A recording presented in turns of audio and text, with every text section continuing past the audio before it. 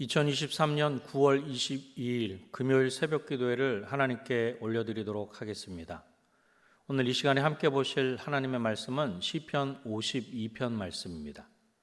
시편 52편 말씀을 제가 봉독해 드리도록 하겠습니다. 포악한 자여, 내가 어찌하여 악한 계획을 스스로 자랑하는가? 하나님의 인자하심은 항상 있도다. 내 혀가 심한 악을 꾀하여 날카로운 삭도같이 간사를 행하는도다. 내가 손보다 악을 사랑하며 의를 말함보다 거짓을 사랑하는도다. 간사한 혀여, 너는 남을 해치는 모든 말을 좋아하는도다. 그런즉 하나님이 영원히 너를 멸하시며 너를 붙잡아 내 장막에서 뽑아내며 살아있는 땅에서 내 뿌리를 빼시리로다.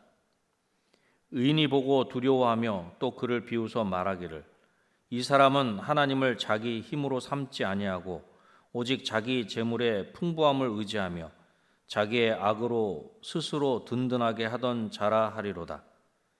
그러나 나는 하나님의 집에 있는 푸른 감람나무 같으며 하나님의 인자하심을 영원히 의지하리로다. 주께서 이를 행하셨으므로 내가 영원히 주께 감사하고 주의 이름이 선하심으로 주의 성도 앞에서 내가 주의 이름을 사모하리이다. 아멘.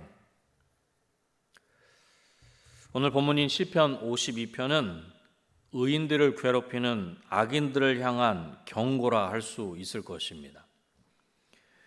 그러기에 하나님의 자녀인 우리가 언제든 악인들로 인하여 힘든 일을 겪을 때 하나님의 도우심을 갈망하며 묵상할 수 있는 말씀입니다. 오늘 시편 52편을 중심으로 경고와 위로라는 제목으로 말씀을 전하고자 합니다. 악인에게 무엇이라 경고하십니까? 첫 번째로는 악인은 뿌리째 뽑으신다는 것입니다. 악인에 대한 비난과 정죄는 말에 치중되어 있다는 것을 오늘 본문을 통해서 알 수 있습니다. 1절을 보면 악한 계획을 자랑, 2절에는 심한 악을 꾀하는 혀, 3절에는 의를 말함보다 거짓을 사랑함, 4절에는 남을 해치는 말을 좋아하는 간사한 혀. 이렇게 사람이 저지르는 죄악 중 80에서 90% 이상이 입을 통해 이루어지거나 입에서 시작되는 것을 오늘 본문은 잘 나타내고 있는 것입니다. 이것은 다른 말로 하면 사람이 입만 잘 다스릴 수 있어도 우리가 많은 부분에 있어서 죄를 멀리할 수 있다는 의미가 되기도 하는 것입니다. 그러나 악인이 아무리 악한 계획을 세우고 날뛰어도 하나님의 인자하심이 그 악한 계획이 성공하지 못하도록 막으실 것입니다. 오늘 본문에 이렇게 말씀합니다. 1절 말씀입니다. 포악한 자여, 내가 어찌하여 악한 계획을 스스로 자랑하는가? 하나님의 인자하심은 항상 있도다. 그렇습니다. 악인이 당장 망하지 않는 것은 재판장이신 하나님이 무관심하시거나 무능하신 것이 아니라 인내하시는 것입니다. 그러나 이러한 하나님의 오래 참으심을 무관심과 무능함으로 잘못 이해한 악인이 더 날뛴다는 것입니다. 악인은 심한 악을 꾀하고 예리한 칼이 닥치는 대로 자르듯 남을 해치는 일을 즐기는 것입니다. 악인이 이렇게 행하는 것은 선을 몰라서가 아닙니다. 악인들도 옳고 그름에 대해 알고 있지만 선보다 악을 더 사랑하기에 이런 짓을 하는 것입니다. 절제를 모르는 악인들이 죄를 짓는 도구로 가장 유용하게 사용하는 것은 그들의 혀, 즉 말입니다. 하지만 악인들이 하나님을 두려워하지 않는다고 해서 악인들을 그냥 내버려 두시는 것은 아닙니다. 하나님은 분명 악인에게 책임을 물으실 것입니다. 본문 5절 말씀입니다. 그런즉 하나님이 영원히 너를 멸하시며 너를 붙잡아 내 장막에서 뽑아내며 살아있는 땅에서 내 뿌리를 빼시리로다. 아멘. 하나님이 악인들을 마치 뿌리채 뽑아 말라 죽도록 내동정이 쳐진 나무와 같고 살던 집에서 쫓겨나 다시는 돌아가지 못하는 사람같이 하신다는 것입니다. 사랑하는 성도 여러분, 하나님은 사랑이시기에 오래 참으시지만 공의의 하나님이시기에 악인은 뿌리채 뽑으십니다. 사랑의 하나님은 공의의 하나님이기도 하시다는 것을 기억하는 저와 여러분이 되시기를 주님의 이름으로 축원합니다. 악인에게 무엇이라 경고하십니까? 두 번째로는 악인은 심판하신다는 것입니다. 악인들이 하나님의 징계를 받아 한순간에 몰락하는 일을 지켜보는 의인들을 두렵게 합니다. 마치 영원할처럼 날뛰던 악인들을 한순간에 처단한 하나님의 심판에 경이로움을 표하고 있는 것입니다. 이어 의인들은 악인들을 비웃습니다. 하나님의 심판이 임하니 피해자들이 가해자들을 비웃게 된 것입니다. 6절 말씀입니다. 의인이 보고 두려워하며 또 그를 비웃어 말하기를. 악인들이 이렇게 몰락하게 된 것은 악인들이 하나님을 의지하지 않고 자기 재력을 믿으며 삶에서 하나님이 기뻐하시는 경건과 거룩한 삶을 실천하기보다는 온갖 악한 짓으로 삶을 채웠기 때문입니다. 그 부분에 대해서 7절은 다음과 같이 말씀합니다. 이 사람은 하나님을 자기 힘으로 삼지 아니하고 오직 자기 재물의 풍부함을 의지하며 자기의 악으로 스스로 든든하게 하던 자라 하리로다. 악인들은 자기의 능력으로 용사가 되어 나쁜 짓을 용맹스럽게 하였지만 하나님이 보시기에 그들은 연약한 자들을 공격하는 비겁하고 별 볼 일 없는 사람에 불과한 것입니다.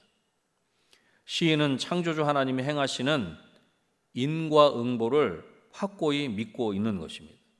하나님은 하나님을 의지하는 사람에게는 복을 주시지만 그렇지 않고 자신을 믿는 사람에게는 벌을 주십니다.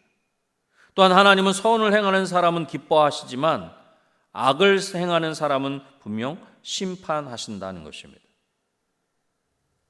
사랑하는 성도 여러분, 하나님을 자기 힘으로 삼지 않고 재물을 의지하는 사람은 이미 심판을 받은 것입니다. 심판하시는 하나님의 음성에 귀를 기울이는 저와 여러분이 되시기를 주님의 이름으로 축원합니다. 악인에게 경고하신 하나님께서 의인에게는 무엇이라 위로하십니까? 마지막 세 번째로는 의인은 보살피신다는 것입니다. 악인은 뿌리채 뽑혀버리는 나무와 같습니다.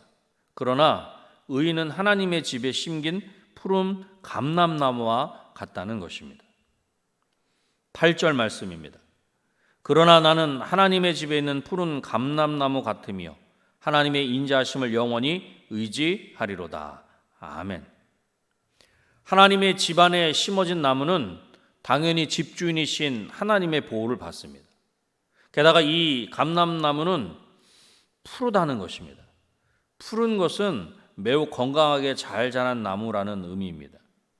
생명의 근원이신 하나님의 집에 심어진 나무가 이렇게 잘 자라는 것은 당연한 일입니다. 생기로 가득하신 하나님이 나무의 생기와 왕성한 번성의 근원이 되시기 때문입니다. 그런데 왜 많은 나무 중에 감람나무일까요? 감람나무는 극단적인 날씨와 가뭄과 홍수를 가장 잘 견디는 나무로서 가나안 나무 중에 가장 오래 사는 나무라고 합니다. 어떤 감람나무는 1000년까지 산다고 합니다. 결국 이러한 감람나무의 의인을 비유한 것은 오늘 있다 내일 뽑히는 나무와 같은 악인들의 순간적인 모습과 대조적인 모습을 보여주고 있는 것입니다.